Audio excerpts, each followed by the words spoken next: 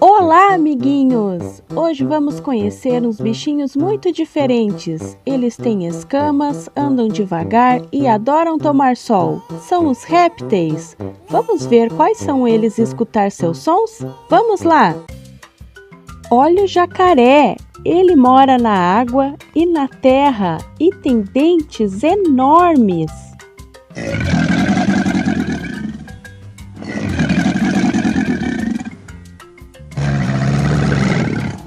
Essa é a tartaruga. Ela carrega a casa nas costas e anda bem devagarinho.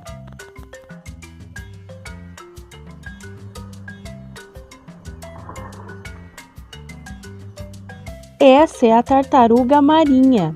Ela é calma e tranquila e vive muitos anos.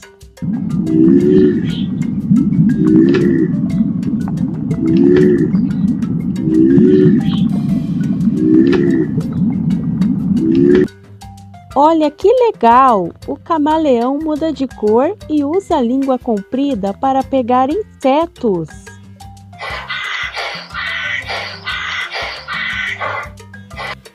Olha esse lagarto! Ele adora tomar sol nas pedras.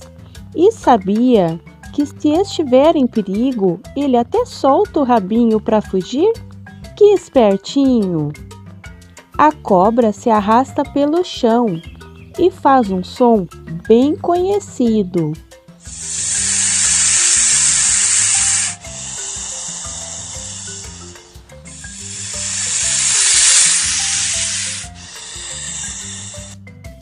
Esse é o jabuti. Ele anda bem devagar e vive na terra.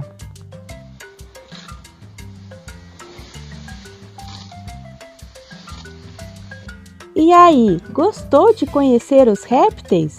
Jacaré, tartaruga, lagarto, cobra, cada um com seu jeitinho especial. Se gostou, deixe seu like. Até a próxima, amiguinhos!